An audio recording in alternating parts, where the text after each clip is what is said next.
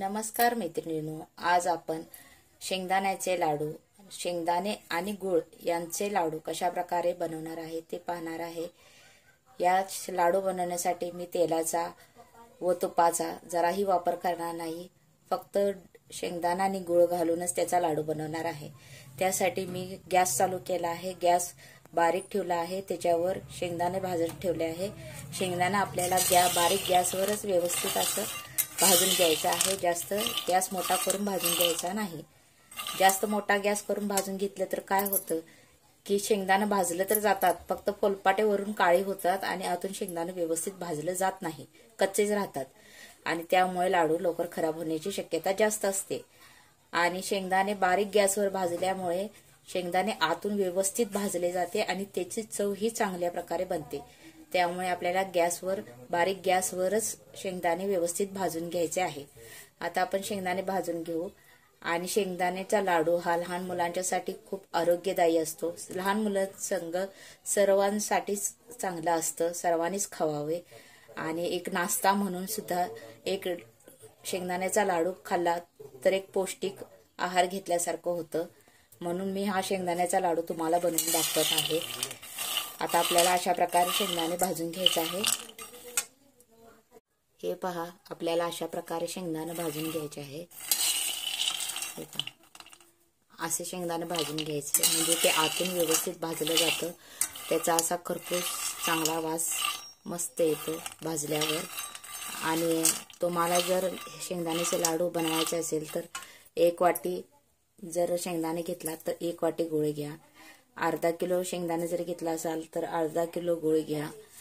अशा प्रमाणे तुम्ही याचे प्रमाण ठरवू शकता। आणि तुम्हाला जास्त गोड आवडत नसेल तर त्यात थोडे कमी देखील तुम्ही गूळ करू शकता। अशा प्रकारे आपल्याला शेंगदाण्याचा लाडू बनवायचा आहे। आता हे भाजलेले शेंगदाणे आपल्याला गार करून घ्यायचं आहे आणि मग ते मिक्सरमधनं बारीक करून घ्यायचं। हे पहा, मी शेंगदाणा अशा प्रकारे भाजून घेतला आहे। जरा चोळलं तरी त्याचे फुलपाटे निघतात, व्यवस्थित असं भाजून घ्यायचं। आणि ह्याला गार करूनच मग ह्याला आता आपण मिक्सरमधनं फिरवून घ्यायचं। आता ह्याला फिरवताना मी यात 6 ते 7 पाकळ्या वेलदोड्याच्या घालणार आहेत, एक टेस्ट वाढवण्यासाठी घालणार आहे। आणि हे सर्व आता बारीक करून घेऊ। आता ह्या शेंगदाण्याच्या कोटात मी अर्धा किलो शेंगदाणे घेतले, त्याप्रमाणेच अर्धा किलो गूळ किसून घेतला आहे अशा प्रकारे। आता हे सर्व आपल्याला मिक्स करून त्याचा गोळा बनवून घ्यायचा आहे। आता हे सर्व मी मिक्स करते। आता गूळ आणि शेंगदाण्याचे हे अशा प्रकारे मिक्स करून मिश्रण झाले आहे। आता ह्याचा व्यवस्थित असा गोळा बनतो। हे पहा, अशा प्रकारे आता आपल्याला ह्यांचे लाडू बनवायचे आहेत। हे पहा, तेलाचा एकही थेंब न घालता अशा प्रकारे लाडू व्यवस्थित बनतो। हे पहा कसा छान लाडू झाला आहे। आता अशा प्रकारे आपल्याला बाकी सर्व लाडू बनवून घ्यायचे आहे।